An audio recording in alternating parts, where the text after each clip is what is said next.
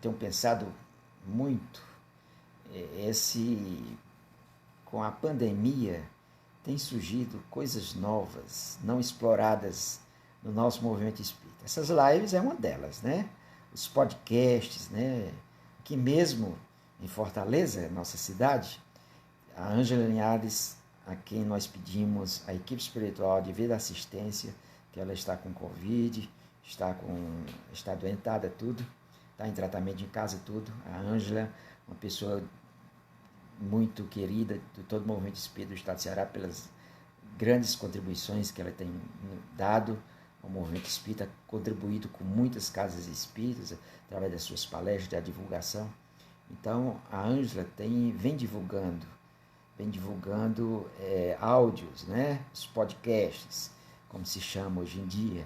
O Newton Souza, ultimamente também, podcasts maravilhosos, bem curtinhos, né? Bem curtinhos, Evangelho de Atitude, né? Parece que ele chama isso. Então, nós temos, retornando às atividades presenciais, nós temos que permanecer com as lives, com os podcasts, que atinge um maior número de público. É um instrumento maravilhoso de divulgação. Temos que permanecer, uma conquista nossa. Nós não podemos desperdiçar esse instrumento tão maravilhoso através das redes sociais. Então, boa noite, Eneide, seja bem-vinda, muito obrigado. Então, vamos iniciando, né? Vamos iniciando, que são já 5 minutos, além das 20. Então, Francis, boa noite, vamos iniciando. Então, repetindo o tema de hoje, como foi divulgado, tópicos relevantes de Memórias de um Suicida. Memórias de um Suicida é um livro da Ivone do Amaral Pereira, como médium e como autor espiritual, Camilo Castelo Branco, o escritor português Camilo Castelo Branco, que foi identificado depois como sendo o escritor Camilo Castelo Branco.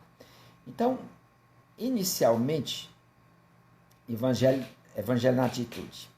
Então, o Reginaldo está lembrando aqui que a gente tem divulgado nas páginas do Meimei, na página do Meimei, todos os dias o Reginaldo tem divulgado realmente. Muito interessante. 3 minutinhos, curtinhos. Ninguém pode dar desculpa que não ouviu, porque o áudio é muito longo, né? Que hoje em dia a gente anda tão sem tempo, que se você colocar um áudio com mais de 5 minutos, as pessoas às vezes não escutam. Não escutam porque é muito tempo. E ninguém pode perder tempo hoje em dia. Não sei porquê. Não sei para quê. Mas é isso mesmo. A gente vai se adaptando aos tempos. Mas é bom mesmo que nós vivemos num mundo muito conturbado, e é super interessante esses áudios curtinhos, que a gente, às vezes, no engarrafamento, no deslocamento no nosso carro, ou entre uma coisa e outra, dá para ouvir, né? A gente tem que pensar com certeza nisso. E o Newton está partindo na frente. Nossos parabéns ao Newton, um grande divulgador também da nossa doutrina aqui no Ceará, no Nordeste e no Brasil também, né? O Newton Souza é um palestrante de nível nacional, um ótimo palestrante. Um ótimo palestrante. Eu estou falando no Newton, me referindo, porque ele vem divulgando através do Evangelho na Atitude, mas nós temos grandes palestrantes aqui. Então vamos dar início. Então, Memórias de um Suicida, ele foi lançado em 1954, oficialmente, pela editora FEB, editora FEB da Federação Espírita Brasileira. Interessante que a gente sempre escuta que é através do espírito Camilo Castelo Branco, mas eu dei uma pesquisada na internet e captei algumas coisas sobre o personagem principal, o personagem que relata a obra, o autor espiritual, que é Camilo Castelo Branco, que, aliás, a Ivone fez questão de não colocar a identificação dele, né? Nós vamos ver que ela deu um outro nome, aproveitou o primeiro nome, Camilo, mas colocou outros sobrenomes. Não por vontade do autor espiritual, mas eu acho que foi uma decisão pessoal da Ivone como médium. Boa noite, Marcos. Seja bem-vindo. Obrigado aí pela sua presença.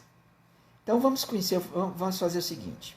Como no livro não fala muito sobre o Camilo, o autor espiritual, diz apenas que foi um grande escritor português, um grande romancista português. Mas eu fiz um resumozinho bem pequenininho, falando mais alguma coisa sobre o autor espiritual, que é o Camilo Castelo Branco. Então ele é tido como um dos maiores escritores da língua portuguesa. Ele é da escola do romantismo, né? Do século XIX, um romancista, né? Ele é mais romancista e também trabalhou como jornalista, né? Porque nós sabemos que até meados do nosso século mesmo, boa noite, Roberta, seja bem-vinda, muito obrigado pela sua presença. Até meados do século XX, pouquíssimos escritores aqui no Brasil e também em Portugal sobreviviam da literatura. Então, geralmente, os escritores eram também jornalistas. Ou então tinham um emprego público. O Machado de Assis tinha emprego público. O José de Alencar, ele era político, foi senador. Então, todos esses grandes escritores ou tinham um emprego público ou eram jornalistas. Então, o Camilo Castelo Branco trabalhou em jornal, em revista, foi editor de revista, mas como romancista, ele, durante 40 anos, ele escreveu 260 obras.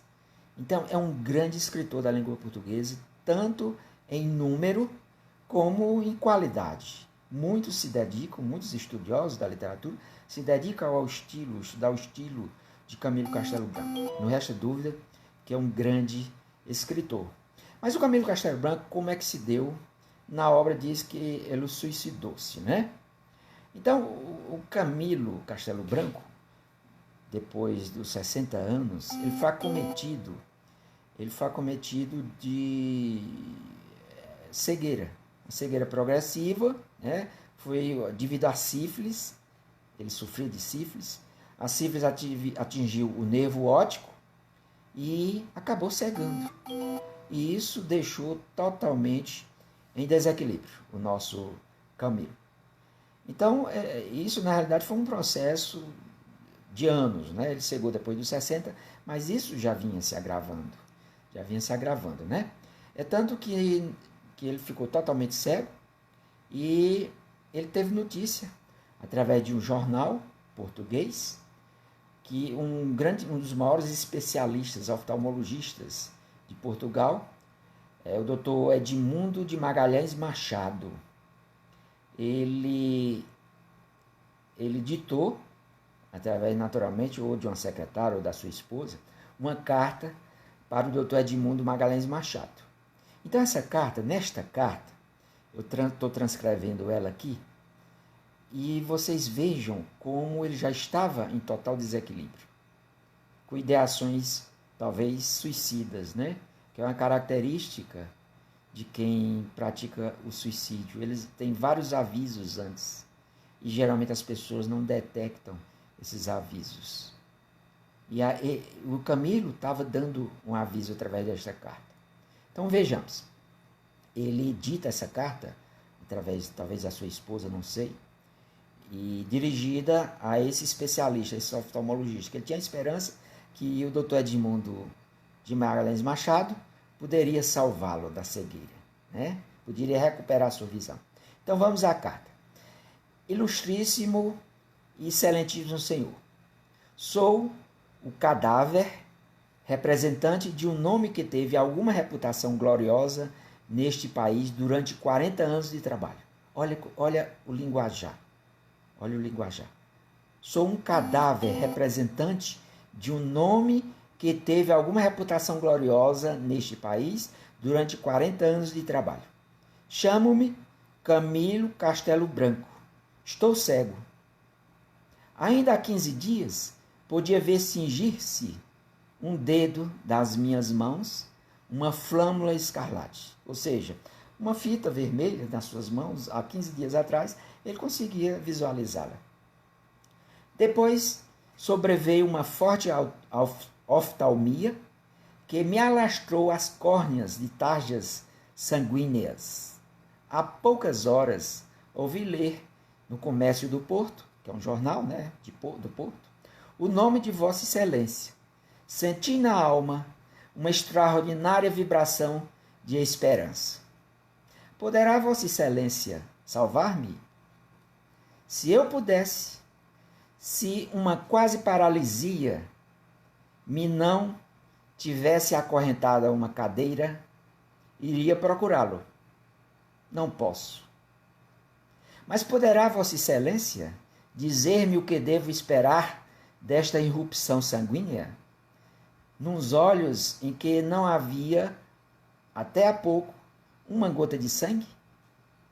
Digne-se Vossa Excelência perdoar a infelicidade a estas perguntas feitas tão sem cerimônia por um homem que não o conhece. Então, olha o linguajar bem característico, né? O linguajar, um português bem castiço, vamos dizer assim, né?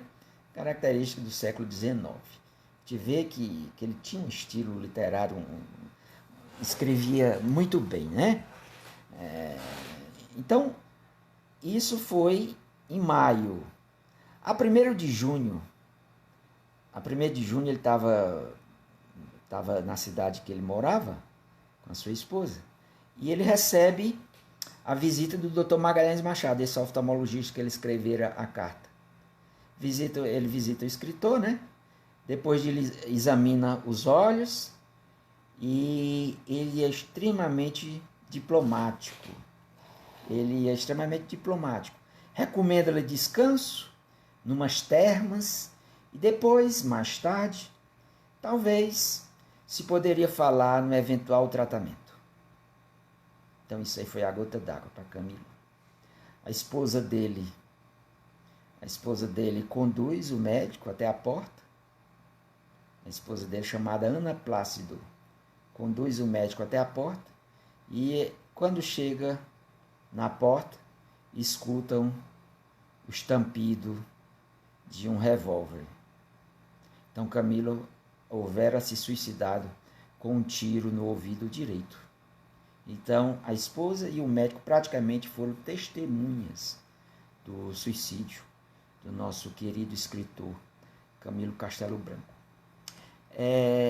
Ivone do Amaral Pereira, a médium de Memórias de um Suicida, ela relata na introdução de Memórias de um Suicida, já que conhecemos um pouquinho mais sobre o autor espiritual Camilo Castelo Branco, vamos entrar no tema provavelmente da noite.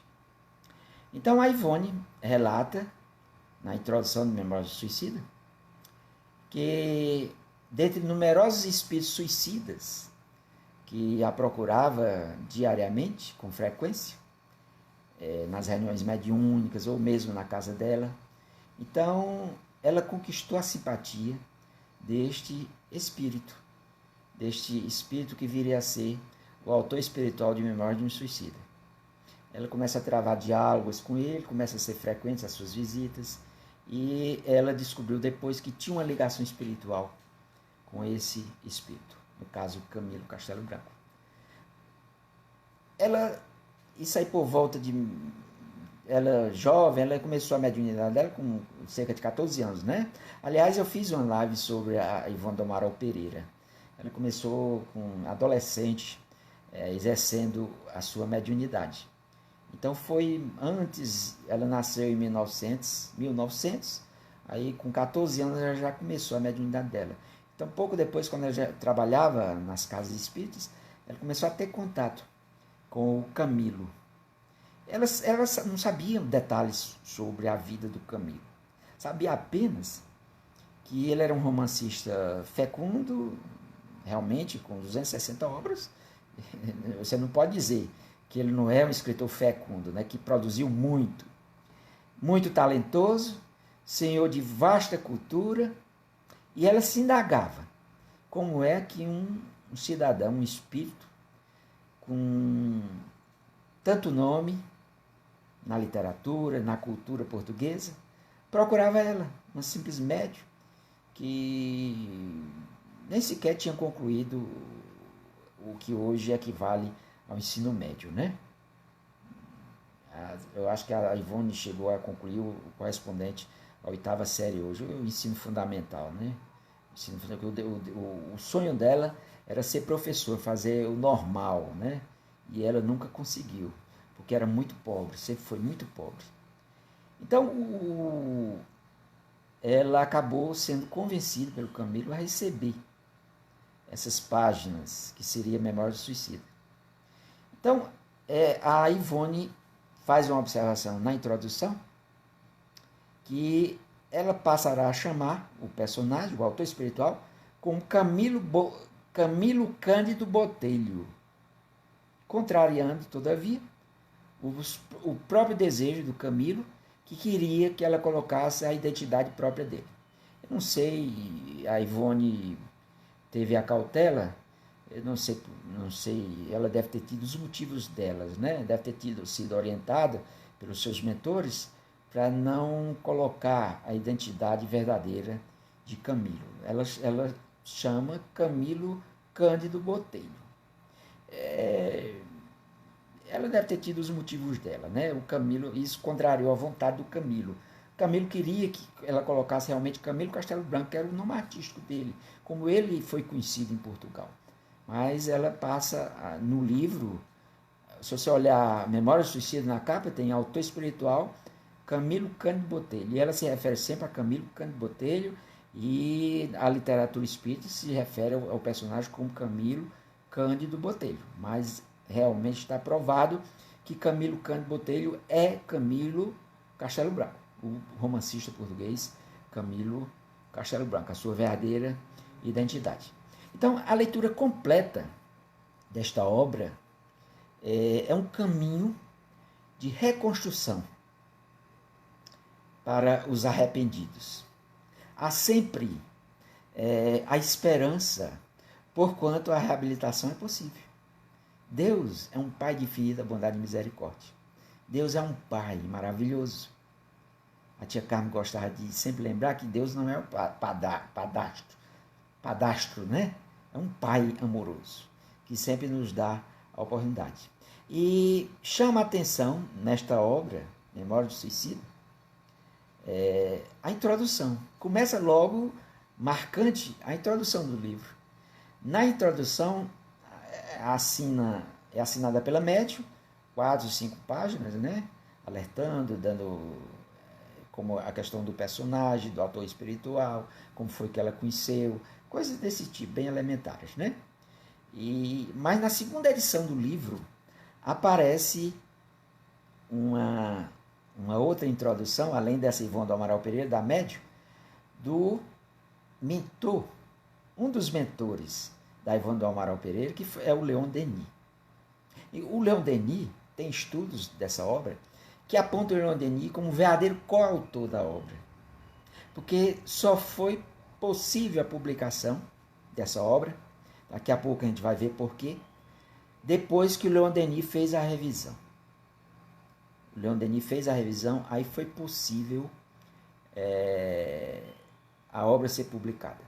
Porque sem essa revisão do Leon Denis, a obra possivelmente nós não a conheceríamos. Ela cairia no vazio e seria totalmente desconhecida de nós. Uma obra tão marcante, uma obra tão importante para todos nós, para a literatura espírita e para todos nós, não só a literatura espírita, né? Uma obra que trouxe um conteúdo fundamental em termos doutrinários, em termos sobre a questão do suicídio, né?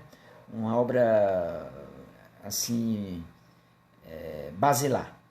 Qualquer pesquisa que se faça aponta Memória do Suicida como uma das 10 principais obras da literatura espírita. Eu vi recentemente uma pesquisa que a Livraria Editora Candeia fez em 2007, reuniu em torno de 50 pesquisadores, escritores, grandes palestrantes, e fez a seguinte pesquisa a esses pesquisadores, pessoas de escola do movimento espírita nacional. Quais são as 10 principais obras da literatura espírita? Isso tirando as obras básicas de Allan Kardec, naturalmente. Então, nessa pesquisa da Livraria Candeia, a editora Livraria Candeia, Memória Suicida está em 5º lugar. Está incluída entre as 10, com certeza. Então, vocês vejam o quanto essa obra é importante para os nosso aprendizado, para o nosso estudo. Mas, nessa introdução, a Ivone relata, né, que em 1926 estava mais ou menos com essas páginas prontas, recebidas do Camilo, né? 1926. Aí ela ficou um tempo, ela achava no começo que aquilo era uma tremenda, não era uma coisa séria. Ela fora enganada por aquele espírito, um espírito brincalhão, era uma mistificação, não é isso?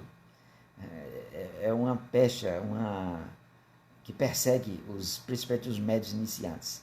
É mistificação, é animismo. Então a Ivone achava uma coisa desse tipo. Tamanho era o impacto das informações que essa obra trazia, inédita até então. Então ela ficou por ali, em 1926, ela foi dando uma penteada de vez em quando, e ela leva a FEB por volta de 1944. Ela decide, toma coragem, ela vai morar no Rio, ela chega, porque ela morou no interior de Minas, ela nasceu no estado do Rio, interior do Rio, mas morou um tempo no interior de Minas, na cidade de Lavras, em Minas Gerais. Mas quando ela retornou para o Rio, foi morar no Rio, no Rio de Janeiro, né, na cidade. E ela decide.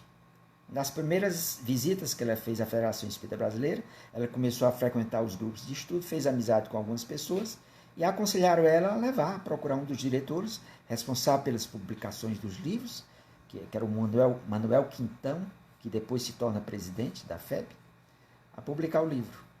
E eu até relatei nessa live que eu fiz sobre a Ivone, que ela foi tratada de forma muito até rude pelo Manuel Quintão. O Manuel Quintão estava conversando com um amigo dele, Carlos Embaçaí, que é um grande escritor espírita, e a Ivone disse assim: olha, eu trago aqui 2 obras para a FEB publicar. É Memória de um Suicida e outra obra da Ivone, que depois foi publicada também, Amor e Ódio. Essas 2 obras. Então o Manuel Quintão foi extremamente rude com ela. Não, de jeito nenhum, eu tenho mais de 200 obras para revisar, para traduzir, não estou aceitando mais nenhuma obra, só aceito as obras do Chico Xavier. E PT Saudações cortou o papo. Assim, aí ela ficou assim um pouco, muito intimidada, tudo, que o Carlos Embaçaí veio em socorro dela. Diz assim: olha, Quintão, eu conheço essa jovem, eu li um livro dela, o estilo dela é o mesmo da Zilda Gama, que é uma médium que escreveu vários livros, psicografado através do Vitor Hugo. Só olha, o estilo dela é o estilo da Zilda Gama. Tem muita qualidade o livro dela. Publique, que vocês não vão se arrepender deles. Não, aí ele nem sequer deu ouvidos ao Carlos Embaçaí. Ela voltou para casa, muito chateada, naturalmente. Quando chegou em casa, ela pegou uma vela e... Memória Suicida, para vocês terem uma ideia, tem 500 e poucas páginas. Então, o manuscrito devia ser um calhamaço de papel. E ela decidiu queimar aqueles papéis, porque não tinha nem onde guardar na casa dela. Estava até com dificuldade de guardar, de espaço físico para guardar.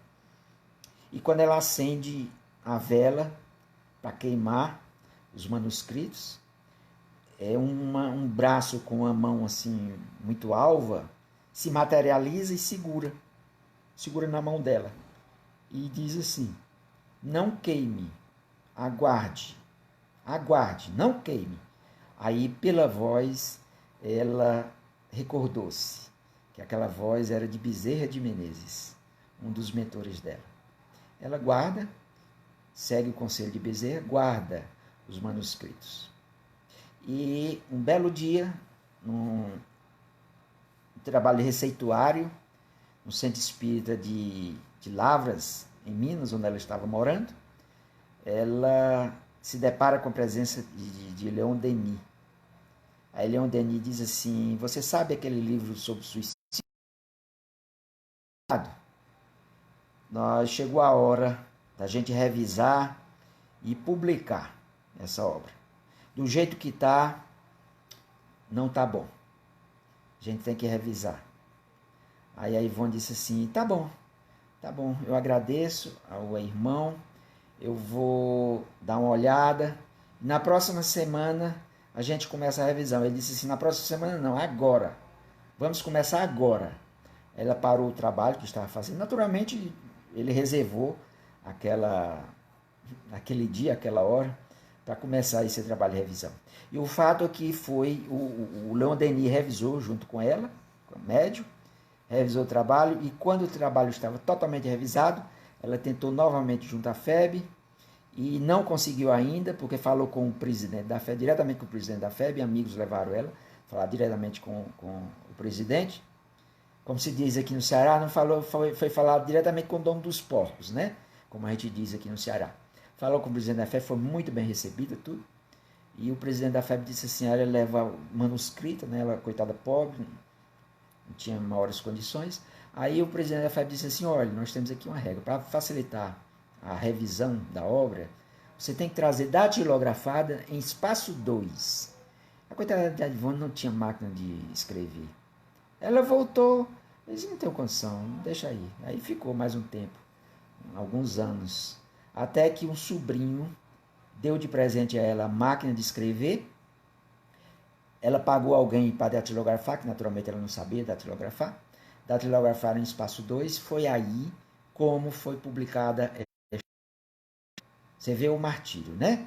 Até a publicação, 20 anos, cerca de 20 anos. E ela relata que desses 20, mais ou menos uns 12 estava mais ou menos pronta para ser publicada, né? Ainda teve esse episódio de refazer, passar toda no espaço 2, datilografar no espaço 2. E em 1954, a FEB publica a primeira edição. E a FEB relutou ainda, porque fugia totalmente aos padrões dos romances espíritas, até então publicados pela FEB. Então, o tema central da obra gira em torno desse relato do Camilo, é o personagem, como a Ivone chama, Camilo Cândido Botelho, né? Que se suicida após ficar cego, como eu falei no começo, né? Vendo-se surpreendido pela sobrevivência de sua alma. Ou seja, ele suicidou-se, quando chegou do outro lado ele ficou surpreso que a alma sobrevivia à morte, o espírito continuava vivo. Foi a primeira surpresa que o Cândido Botelho, Camilo Cândido Botelho teve. Então ele sentiu as dores do projétil, sentiu as dores, dor de ouvido, ficou totalmente desequilibrado, ouvia vozes, e ele estava junto de muito sofrimento, numa região que foi chamada de Vale dos Suicidas. Então, no livro, tem um capítulo chamado Vale dos Suicidas. Ele descreve com muita perfeição. Romancista, né? Com 260 obras publicadas. Era um senhor, a descrição dele é quase que perfeita, né? Porque perfeito só Deus. Então, ele relata que passou 10 anos de incessante sofrimento no Vale dos Suicidas, agravado pelo fato da crença católica, crença um tanto quanto ateísta, né? Que aquela situação era fruto de um castigo e que lá onde ele estava era o inferno. E como tal, seria eterno. Isso é a crença que se tinha, não é isso? Então, exaurido as suas forças físicas,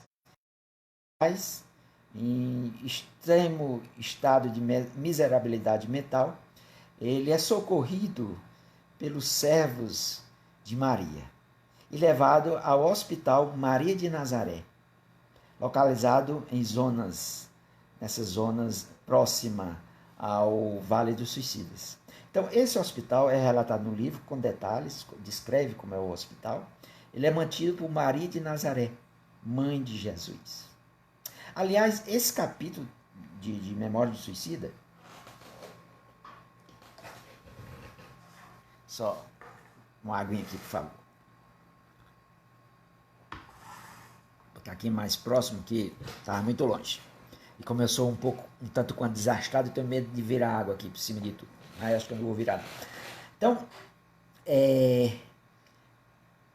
esse livro, Memória do Suicida, esse capítulo específico, que descreve o Hospital Maria de Nazaré, é um dos pontos da literatura espírita onde temos maiores informações sobre Maria de Nazaré. Tem obras, algumas obras do irmão X, né? Bete Campos, que tem um capítulo, me parece que é Boa Nova, tem um capítulo inteiro que fala sobre Maria de Nazaré. E mais esse capítulo de Memória do Suicida. Aí, outros, muito pouco. A não ser aquele livro muito polêmico, Maria de Nazaré, do Miramês, né? E médio o João Nunes, esqueci agora o resto do João Nunes, né? João Nunes Maia, me parece, o médio. E o autor espiritual Miramês. Né? Um livro polêmico e tudo, mas tem alguma coisa sobre Maria de Nazaré. Então, esse hospital, que dá assistência aos suicidas, ele é mantido por uma equipe ligada de Maria de Nazaré. Aliás, esse hospital entre aspas, porque no livro descreve ele como uma colônia correcional. É realmente um presídio, uma colônia correcional. Porque quem comete o suicídio é tido como um grande criminoso. Toda a literatura relata isso. E as mensagens mediúnicas relatam isso. Um dos maiores crimes que se comete contra as leis de Deus. Então, os irmãos e irmãs que são, quando têm condições, que são resgatados até o Hospital Maria de Nazaré, eles ficam como se fossem presidiários. Ao redor do hospital tem um fosso, tem torre de vigilância, como se fosse um presídio mesmo. É um presídio, é uma colônia correcional. Inclusive tem uma placa lá na entrada do hospital, tem colônia correcional. O Camilo descreve com detalhes o hospital. Né? Então ele passa cerca de 10 anos no Vale dos Suicidas, até que teve condições e foi resgatado pelos trabalhadores do Hospital Maria de Nazaré. Então, no hospital, na colônia, se desenvolve a maioria da trama. Os capítulos iniciais ele descreve como é o Vale dos Suicidas, tudo, mas eu diria que 80% da obra elas ocorre a trama se desenvolve dentro da colônia. Então, aqueles que acham o livro muito pesado, realmente os capítulos iniciais ele carrega na tinta, propositalmente, justamente para impactar mesmo. Eu acho que foi essa a intenção do Camilo Castelo Branco. E com certeza, ele como suicida, ele foi escolhido pela espiritualidade superior para nos trazer esta notícia, essa descrição, através de um grande romancista, através de um grande escritor, com um grande poder descritivo, um grande ficcionista.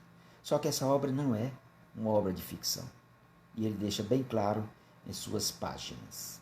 Se ele escreveu 260 obras de ficção, mas esta talvez tenha sido a primeira obra real que ele escrevera. Então, ele começa, nos primeiros capítulos, como eu disse, descreve o Vale dos Suicidas, as primeiras palavras de Camilo Castelo Branco. Ele fala o seguinte: panorama desolador, ele descrevendo o Vale dos Suicidas. Panorama desolador composto por vales profundos, com gargantas sinuosas e cavernas sinistras, no interior das quais uivavam, quais maltas de demônios enfurecidos, espíritos que foram dementados pela intensidade e estranheza, verdadeiramente inconcebíveis dos sofrimentos que os martirizavam. Nenhuma forma de vida penetrava nessa paragem, aflitiva a não ser a nossa própria presença traduzida no supremo horror. O solo, imundo, pastoso, fétido e repugnante. O ar, pesado, asfixiante, gelado, nevoeiros ameaçadores, sufocante, submetendo os espíritos a um suplício inconcebível ao caráter humano habituado às gloriosas claridades do sol. Os sentimentos. Não havia ali nem paz, nem consolo, nem esperança. Tudo era marcado pela desgraça, miséria, assombro, desespero e horror. Comparado ao vale dos leprosos da antiga Jerusalém. Camilo afirma que seria consolador estágio de repouso, pelo menos ali existiria solidariedade entre os renegados. Ele descreve o Vale dos Leprosos, que na época de Jesus tinha o Vale dos Leprosos. Quem era cometido de lepra, o mal de Hansen, era jogado no Vale dos Leprosos. E ele diz que o Vale dos Leprosos era fichinha, como a gente diz na linguagem de hoje, em comparação com o Vale dos Suicidas. Aí ele diz no seu relato: os leprosos faziam amigos, irmanavam-se na dor, criavam a sua sociedade, divertiam-se, prestavam-se favores, dormiam e sonhavam-se, eram felizes. Quase felizes, né? Uma felicidade bem relativa. No Vale dos Leprosos, era possível sentir o calor do sol e o ar fresco da madrugada, contemplar uma faixa do céu azul e acompanhar a revoada das andorinhas e dos pombos, apreciar a lua cheia e sonhar, quem sabe, com consolações futuras. Olha aí o romantismo do escritor, né? Que não tinha, apesar de todo o martírio, de todo o sofrimento, mas ainda estava dentro da sua alma. Olha que coisa linda, né?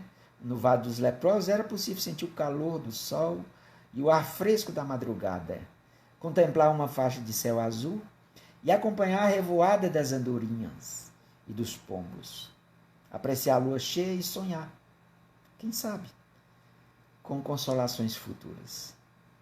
No suicida, no caso no Vale dos Suicidas, as forças vitais encontram-se geralmente intactas, revestindo-lhes os envoltórios físicos e espirituais.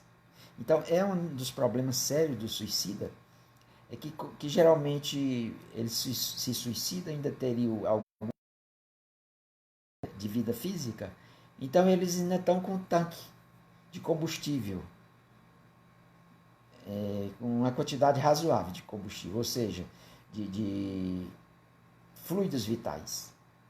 E eles têm aquelas sensações como ainda estivessem no plano físico. Eles sentem sensações físicas, sensações tão físicas que é relatado no livro e em outras obras mediúnicas que tratam sobre o suicídio, que eles sentem os vermes corroerem o corpo. Então deve ser uma sensação horrível. Sente o corpo físico se decompondo. E isso devido à presença de muito fluido vital.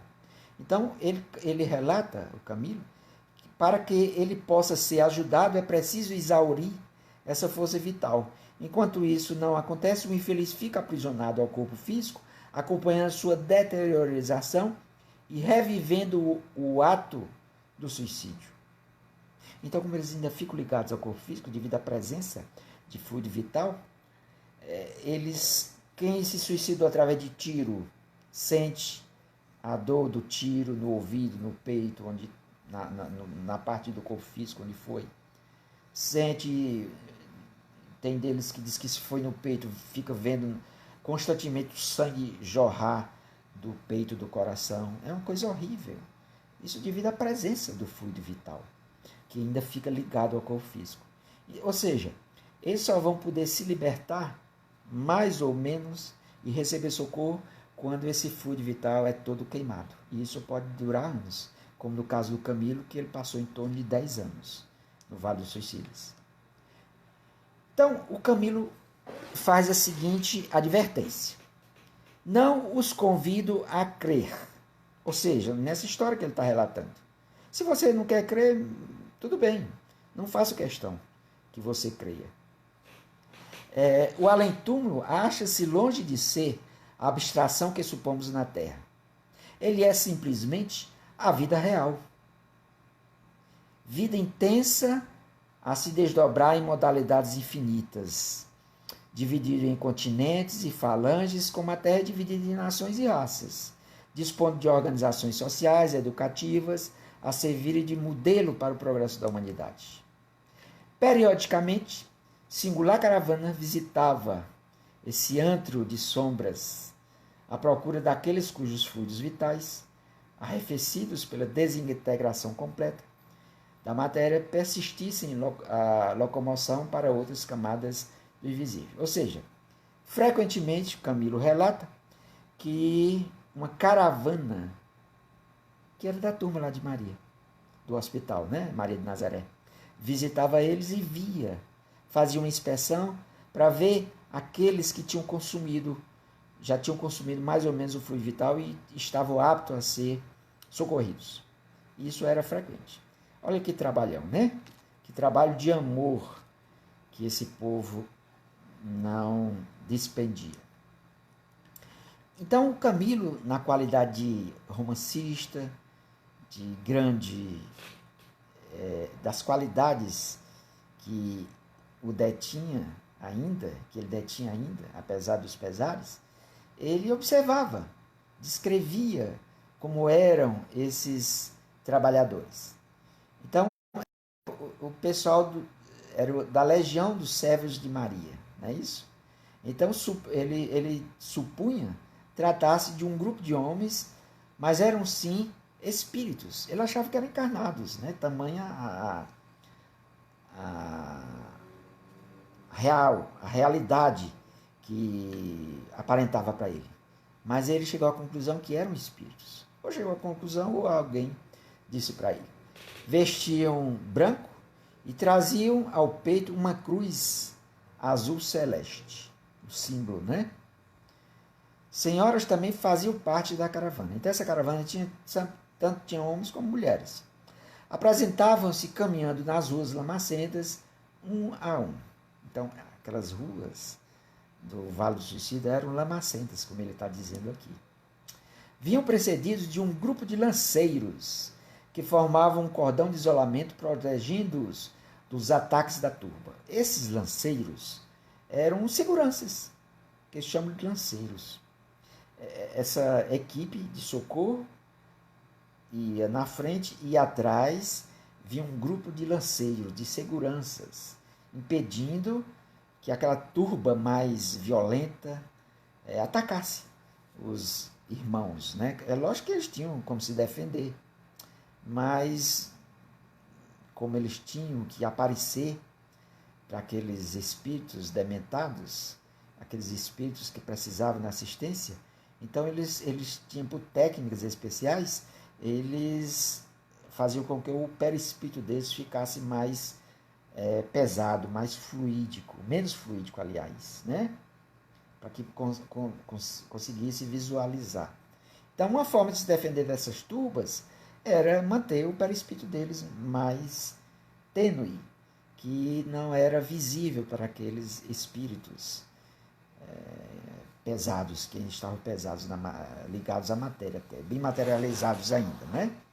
Mas eles tinham que permanecer naquele estado para se tornar visíveis a todos. Então era necessário que esses seguranças, esses lanceiros, ficassem de guarda.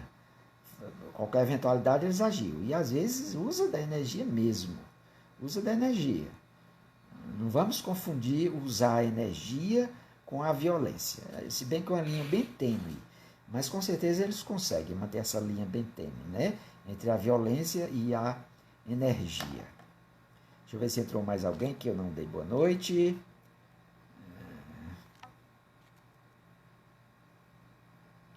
Agradeço aí a Roberta, pedindo aí que eu seja inspirado, com certeza.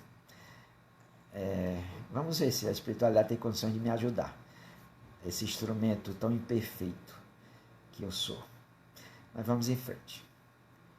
Então esses lanceiros tinham uma função importante também. Interessante que esses lanceiros geralmente são ex-policiais, são homens e mulheres que tiveram uma função parecida quando encarnados, e eles aproveitam. Então é a parábola dos talentos, cada um com seus talentos, e de acordo com esses talentos, eles não se perdem, eles são aproveitados. Então Camilo continua: e chefiando a expedição destacava-se varão respeitável, o qual trazia avental branco, insígnias de médico, a par da cruz já referida. Cobria-lhe a cabeça um turbante hindu, cujas dobras eram atadas à frente pela tradicional esmeralda, símbolo dos esculápios, dos médicos, né?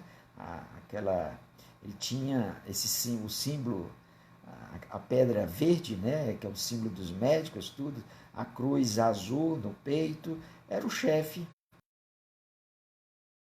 Então, no livro descreve que muitos de origem hindu faziam parte dessa equipe. Bem, por que os hindus? Não sei, eu não me lembro. Eu li esse livro 2 ou 3 vezes, Memória Suicida. Aliás, eu tenho até que reler. E estudar, né? Um livro desse a gente tem que ler, reler e depois estudar. Eu li 2 ou 3 vezes, não me lembro. 2 com certeza eu li. Não me lembro se eu li a terceira. Mas nós sabemos que a Índia é uma civilização milenar. Então eles têm um conhecimento da medicina espiritual, um conhecimento do espírito que nós temos que respeitar. Uma civilização milenar nós temos. Enquanto nós temos uma tradição de mais de 500 anos, eles têm uma tradição de mais de 3.000 anos. Nós temos que respeitar eles. Então, talvez por esse conhecimento milenar que eles têm do espírito, da medicina do espírito, é que eles estão à frente dessa equipe no Hospital Maria de Nazaré, e o chefe tem ascendência hindu.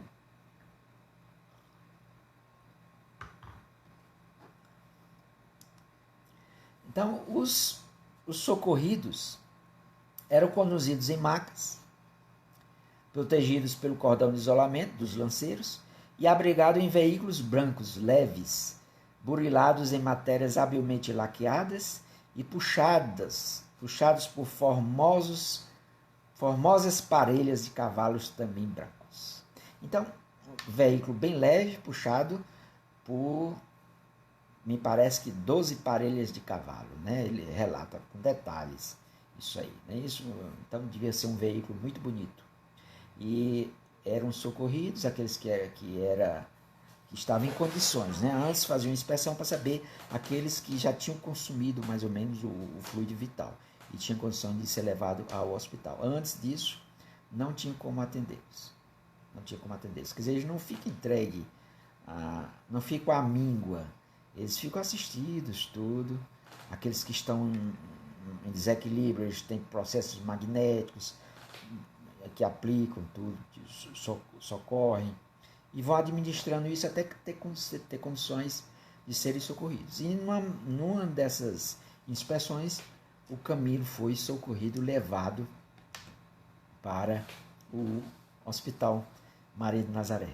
E é bem interessante como ele descreve a chegada, adentra a colônia correcional.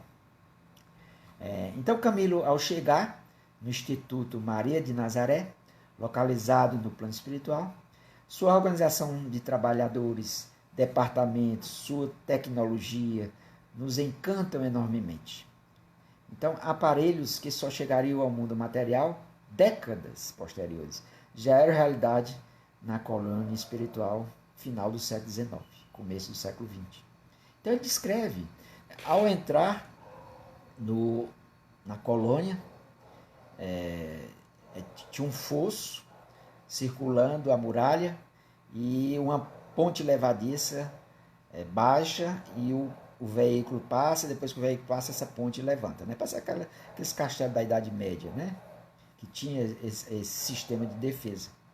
E o Camilo diz que chega assim, numa espécie de um galpão, como se fosse a recepção. E funcionários vão atendendo grupos de 10 em 10.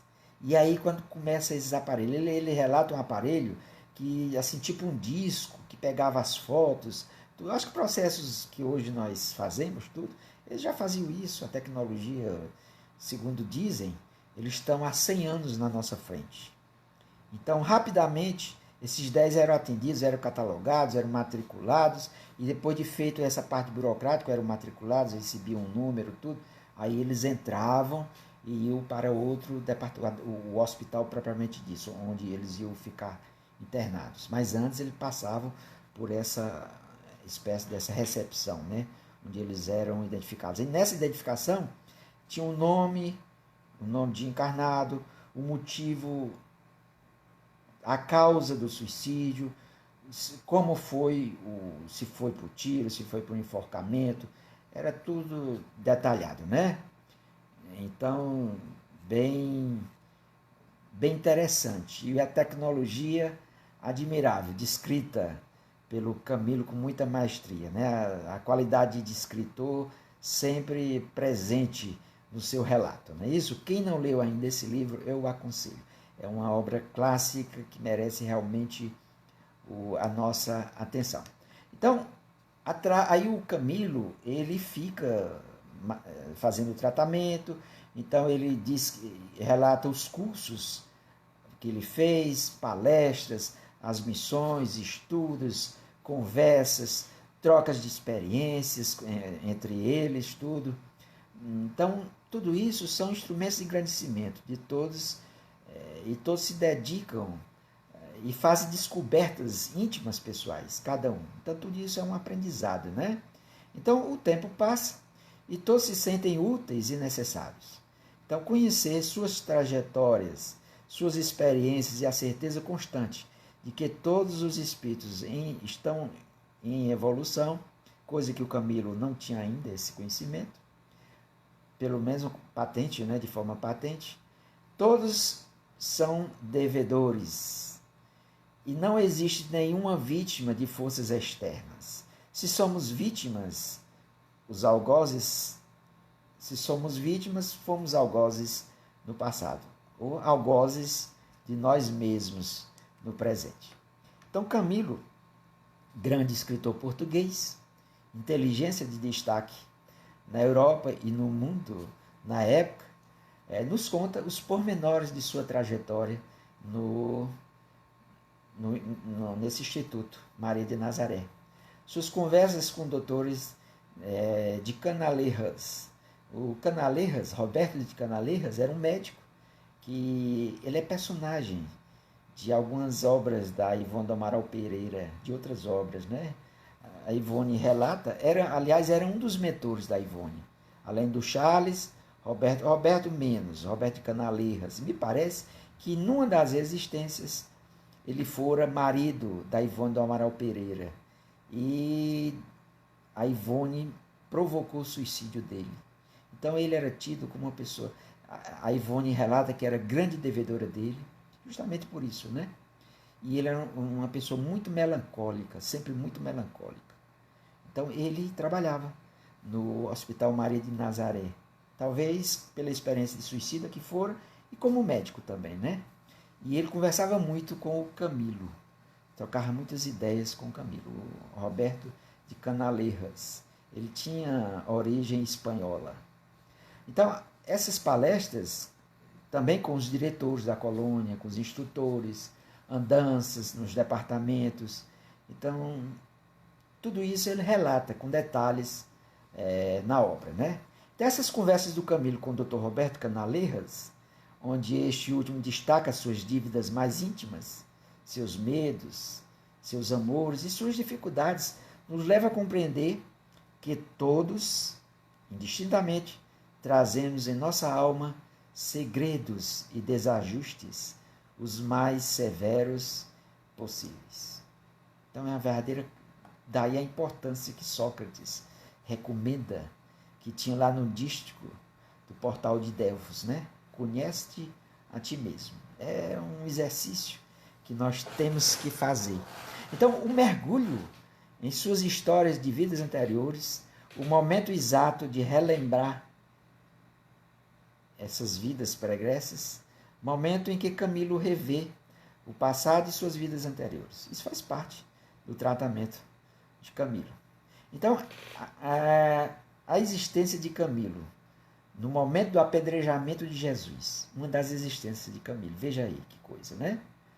No momento do apedrejamento de Jesus, sua vida mesquinha, suas fofocas, suas armações, seus atos reprováveis, seu prazer inveterado na maldade e na difusão de calúnias e difamação. Tudo isto se aclara na mente e na visão do grande escritor português do século XIX.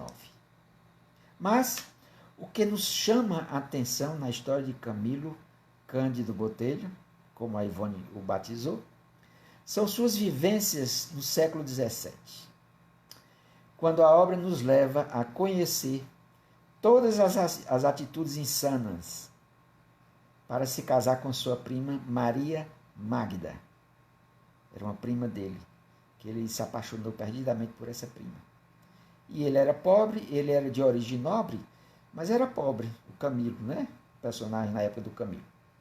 Então, nesta encarnação, percebemos como a insanidade do ser humano pode lhe causar grandes constrangimentos em momentos posteriores. A busca por um amor distante de seu coração, crimes terríveis e a dores que o acompanharão durante milênios. Então, Camilo, como se apaixonou pela prima, e a prima também se apaixonou por ele.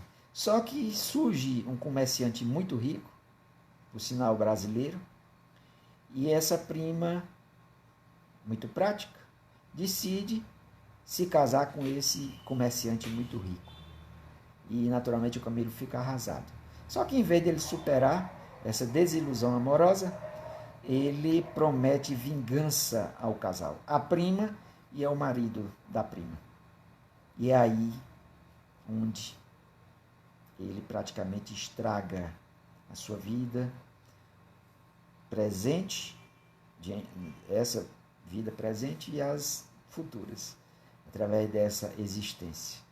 Ele entra, então, ele provoca no casal humilhações, surras, agressões, violências, torturas, calúnias, difamações, e quando acreditávamos que a insanidade já tinha chegado ao fim, Camilo leva seu rival à cegueira.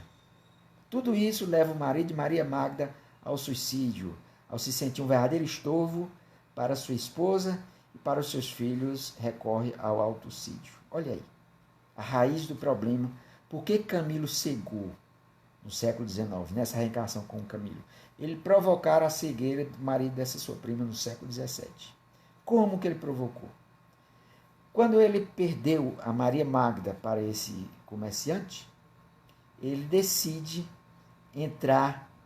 se dedicar à carreira eclesiástica e entra na Companhia de Jesus. Ele se torna jesuíta e, na época, a Santa Inquisição, santa entre aspas, estava em pleno vapor. E nós sabemos que Portugal e Espanha foi onde a Santa Inquisição foi mais violenta. Ele era espanhol, né, português, eu acho que ele era português, na época do século XVII, né? Ele se torna jesuíta e ele denuncia o marido da prima. O marido da prima era protestante, huguenote, né, era protestante. E ele faz uma denúncia à Inquisição que o marido da prima era herege, era protestante, era huguenote, e ele é preso e ele provoca todas essas torturas. Ele pessoalmente chega até a participar da tortura o marido, as torturas aí as mais horríveis. E a prima consegue visitar o seu marido e vê o marido naquela situação, e ele tem a atitude lamentável de dizer que pode interferir a favor do marido se ela passar a ficar com ele. Ele como religioso, como um jesuíta. E ela parece que acaba cedendo aos caprichos hediondos do jesuíta de então, que era dessa reencarnação do Camilo, né? Então, aí está a queda maior nas reencarnações anteriores de Camilo Castelo Branco. Então, ele, nessa nova reencarnação como Camilo Castelo Branco, ele não consegue conviver com a cegueira, né? Estava previsto no plano reencarnatório dele que ele passaria 2 a 3 anos cego. Só que ele não resistiu nenhum ano. Logo que a cegueira bateu ele praticou suicídio, poucos meses depois, não é isso? Então, no livro relata que ele, uma nova reencarnação futura, ele vai conviver aos 40 anos, ele vai ser acometido de cegueira e ele vai passar pelo menos 20 anos cego. Então, justamente para ele, uma espécie de pagamento, né? Isso, pagamento entre aspas, né? De todos esses males que ele provocou no passado e agravado com o suicídio, né? Então, se na vida anterior, essa como Camilo, ocorreu depois dos 60 anos, então seu tempo de vida com esta doença se restringiria apenas a poucos anos, como eu falei neste instante, né? Nesta nova vivência no corpo físico, que é a reencarnação futura, suas dores seriam aumentadas para poder compreender as leis de Deus, que são imutáveis e que todos nós devemos respeitá-las, mesmo nos momentos de maior desequilíbrio, desesperança. Devemos confiar no auxílio que sempre chega. Exercer a paciência é sinal de sabedoria e humildade. Então, no livro, relata que por volta dos anos 40, ele reencarnaria. Me parece que até no Brasil, né? Por volta dos anos 40. Então, ou seja, ele passou 10 anos no Vale dos Suicidas, ele é resgatado, ele praticou suicídio em 1900, 1890, aliás. Ele passou 10 anos, então ele foi resgatado por volta de 1900, não é isso? Então ele passou em torno dos 40 anos na erraticidade, se tratando tudo, e depois de 40 anos que ele se tratava, estava pronto para uma próxima reencarnação. E eu não sei detalhes, não me lembro detalhes, como é que seria. O livro relata apenas, eu acho que não entra em muitos detalhes não, que por volta dos anos 40 ele reencarnaria e a previsão é que ele ficaria cego mais ou menos por volta de 40 anos e ele ficaria em torno de 20 anos cego, né? Cego. Justamente ele poderia, olha, veja bem, como o suicídio atrapalha a vida, né? Atrapalha não é que você regrida, que é a lei da evolução, você jamais retroage. Mas o que é que acontece? Ele vinha na cadeia evolutiva dele, não é isso? E com a prática do suicídio, como Camilo Castelo Branco, ele podia ter resgatado muita coisa através da cegueira. Muita coisa que ele praticara no século XVII, como esse jesuíta tão cruel. Mas o suicídio acaba atrasando um pouquinho. Aí ele volta para recuperar um pouco o equilíbrio e vai ficar mais de 20 anos cego. Provavelmente outras existências, às vezes vem mais algumas vezes para chegar ao ponto onde praticou o suicídio, até o ponto onde praticaram o suicídio, para passar para frente, continuar a vida. Não é isso? Tem um samba, canção, muito bonito, que diz: levanta, sacode a poeira e dá a volta por cima. Então é assim que o suicídio tem que fazer. Tem que se fortalecer para levantar, sacudir a poeira e dar a volta por cima. E prosseguir a sua caminhada vitoriosa em busca de Deus. Porque o nosso destino é a angelitude. Nós não evoluímos do átomo ao arcanjo.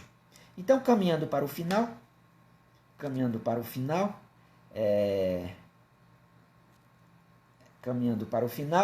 Leon Denis, na introdução, ele faz o seguinte alerta sobre a obra, né? Memória do Suicida.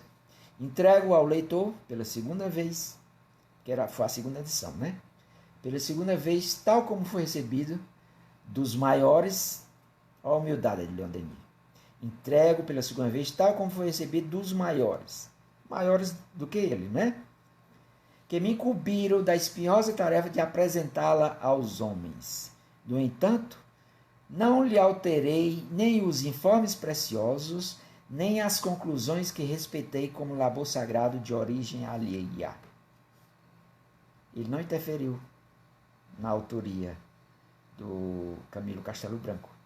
Aliás, eu disse no começo que ele era tido como um coautor, um verdadeiro coautor, mas ele fez questão do autor ser o Camilo, ele não interferiu em nada. Então, quem são esses maiores que o Leon Denis se refere? Em se tratando de Bezerra de Menezes e Leon Denis, porque os mentores da Ivone, e nesse livro tem a ajuda de Leon Denis, Bezerra de Menezes, do próprio Charles, né? Que o Charles era ali direto com a Ivone e tudo. Então, maiores do que esse pessoal aí. Com certeza, Espiritualidade Superior encarregou essa equipe de trazer essa obra para o nosso conhecimento. Então, ao ler, ou reler, ou estudar mesmo Memória do Suicida, que tenhamos em mente que é o resultado de um labor sagrado determinado pelas mais altas esferas da espiritualidade deste planeta.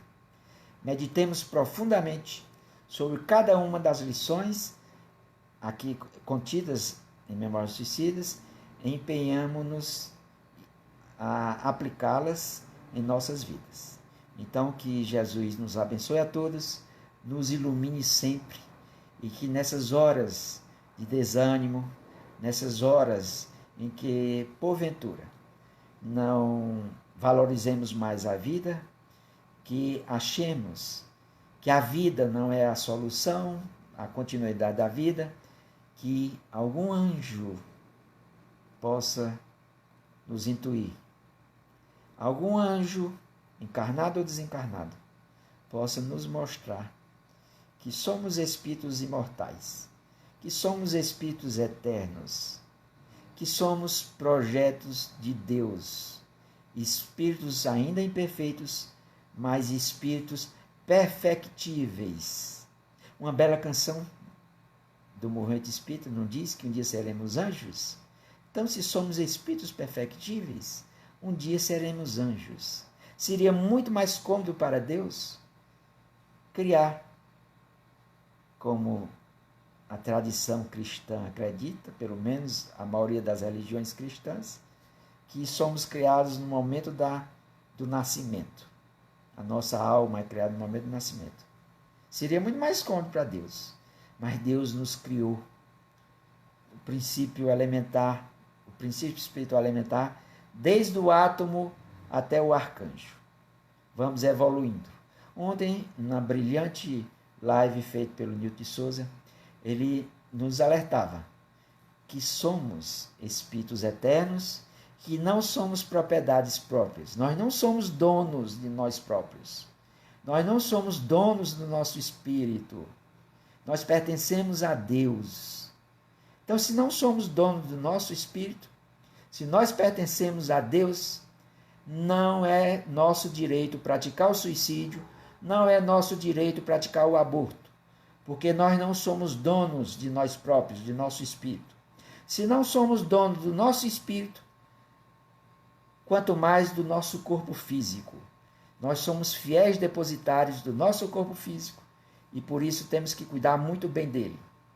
E somos fiéis depositários do nosso próprio espírito, de cuidá-lo da melhor forma possível, cuidando da melhor forma possível da nossa evolução, para que Deus possa sempre nos ajudar, para que Deus possa sempre ver em cada um da sua criação, em cada um dos seus filhos, um verdadeiro filho de Deus, um verdadeiro Espírito eterno, que um dia será anjo, que um dia pode ser um ministro, mais um ministro de Deus. Então, meus irmãos e irmãs, que Jesus nos abençoe a todos, nosso irmão maior Jesus, e que o vigiai e orai, O vigiar e orar está provado que é o remédio para todos os males. Porque na hora que tivermos alguma ideação suicida, com vigiar e orar, e com certeza atrairemos esses anjos da guarda, esses bons espíritos que nos vão mostrar novos caminhos, que vão nos mostrar que a vida é bela e que tudo é passageiro, inclusive os nossos sofrimentos, inclusive as nossas decepções, inclusive as nossas desesperanças. Muita paz a todos, que Deus nos abençoe sempre. Eu vou deixar agora alguns minutinhos aí para algum questionamento, alguma pergunta. Vamos ver se tem alguma coisa, ou se eu tiver dito alguma bobagem, vocês podem me corrigir, por favor.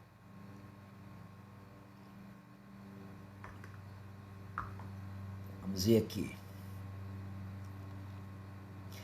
Muito obrigado mais uma vez ao Reginaldo pela assistência que sempre nos dá.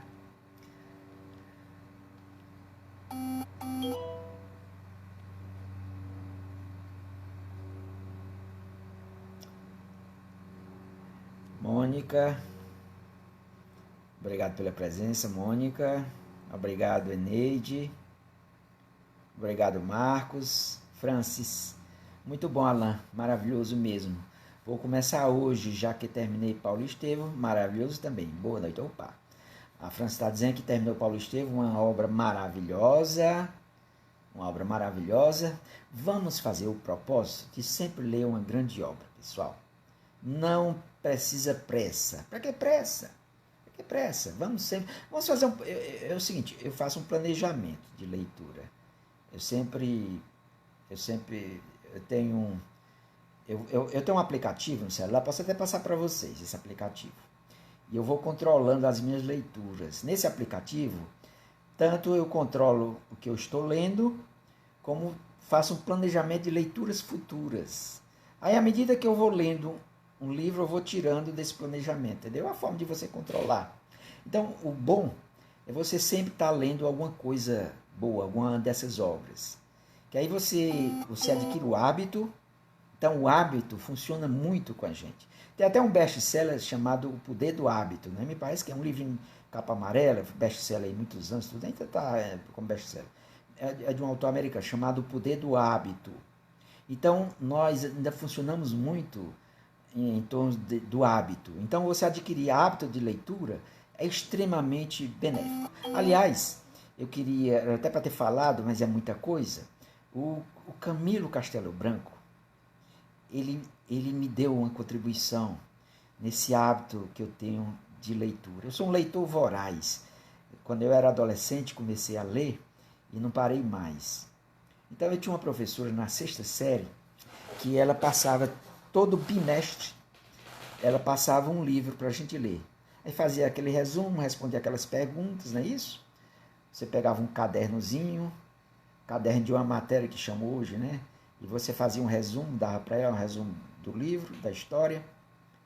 E ela pedia para você escrever aquelas palavras que você tinha achado difícil e procurasse no dicionário, colocava o significado das palavras, tudo. E você respondia aquelas questões sobre o livro. E um dos livros que a professora passou, no primeiro bimestre, primeiro foi no segundo do ano, da minha 6ª série, foi um livro de Camilo Castelo Branco, chamado Amor de Salvação. Amor de Salvação, um romance de Camilo Castelo Branco. E no segundo semestre, teve um outro livro de Camilo Castelo Branco que eu também li, que ela passou, a professora passou, chamado Amor de Perdição. Eu me esqueci de dizer que o Camilo teve uma vida muito conturbada, né? Na introdução, com alguns traços biográficos bem rápidos sobre o Camilo Castelo Branco. Então, o Camilo Castelo Branco, aos 16 anos, ele casou-se e, naturalmente, não deu certo. Foi uma paixão repentina, uma paixão de adolescente. Casou-se, teve um filho com essa mulher, com essa cidadã, e o casamento não deu certo. Se separaram, aí depois, anos depois, ele casou-se novamente, teve outro filho, o casamento não deu certo, e anos depois ele se apaixonou pela Ana Plácido, que era casada. Ele ficou com esse romance com a mulher casada. E era a lei portuguesa tinha o crime de adultério. Então ele foi acusado de adultério. E o Camilo chegou a ficar preso alguns meses. Ele foi processado e foi absolvido. Aí a mulher acabou se separando, essa mulher que ele tinha namorava com ela, né? Acabou se separando do marido, né? Deve ter sido um escândalo, com certeza. E ele ficou vivendo maritalmente com essa senhora. E tem 3 filhos com ela. Então, da primeira mulher ele tinha um filho, da segunda ele tinha um filho, e dessa terceira que ele passa a viver maritalmente com ela, é isso? Ele tem 3 filhos. Só que dos 3, ele dizia abertamente que era louco e dizia que o outro era fraco do juízo. Uma coisa mais ou menos desse tipo.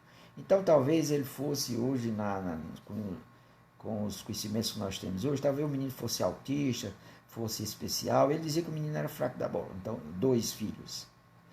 E ele tinha a Ana Plácido, que acaba sendo esposa. 2 anos antes dele suicidar-se, ele se casa com ela, né? Esse cara, talvez por pressão da própria sociedade, tudo, né? Século XIX, uma sociedade preconceituosa, muitos católicos portugueses, e ela acaba se casando com ela. Dessa vida que ele levava, ele tinha uma vida muito conturbada e acabou sendo o tema de muitos dos romances dele. Ele mudava o nome dos personagens, tudo, mas era livro, tema de muitos livros dele. Então, Camilo Castelo Branco, eu já conhecia ele como escritor. Por isso que eu estranhei quando a Ivone chamou ele de Camilo Botelho, porque eu disse, não, Camilo Castelo Branco não tem nada de Botelho. E o nome dele é Camilo Ferreira Botelho, acho que tem Botelho. Camilo Castelo Branco. Você tem Camilo e tem Castelo Branco. Não tem a Ivone mudou alguma coisa, né, no nome dele. Mas eu já o conhecia como escritor. Então, vamos ler Memória do Suicida, né? A Mônica que está comentando, a imortalidade é bem sagrada, um presente irrefutável do Pai. Com certeza, Mônica. Muito obrigado aí, Mônica. Muito obrigado aí pelos seus comentários. A leitura edificante é um hábito terapêutico. Nos permite uma ação mental renovadora com energias edificantes. Com certeza, Mônica. Sem contar, além de ser uma terapia, a boa leitura, ela tem muitos outros benefícios, né? Muitos outros benefícios, como essa atividade mental, não é isso? Que nós fazemos, uma forma de aprendizado, a leitura é extremamente salutar. Então vamos adquirir o hábito de sempre ler um bom livro. E bom livro é o que não falta na literatura espírita, né? Bom livro é o que não falta. A gente pode fazer um planejamento de leituras que nunca vai faltar um bom livro para a gente ler. E hoje nós temos muitas facilidades. Os livros espíritas são relativamente baratos, então vamos sempre ler. Então, pessoal, eu agradeço demais a oportunidade que vocês estão me dando de nas segundas-feiras a gente estar aqui. E eu até tentei conseguir algum palestrante para essa segunda para falar sobre um tema relacionado ao Setembro Amarelo. Como eu não consegui, está todo mundo aí lotado, dando muitas palestras, tudo, eu estou procurando abordar temas relacionados ao Setembro Amarelo, tá bom? Então, na próxima segunda, vamos ver o que é que a gente consegue falar. Eu agradeço de coração a bondade de vocês, a paciência e uma boa noite, uma boa semana que se inicia. Que Deus nos abençoe e nos cubra sempre de muita paz, de muito amor, de muita luz. Muito obrigado. Até a próxima segunda. Um grande abraço.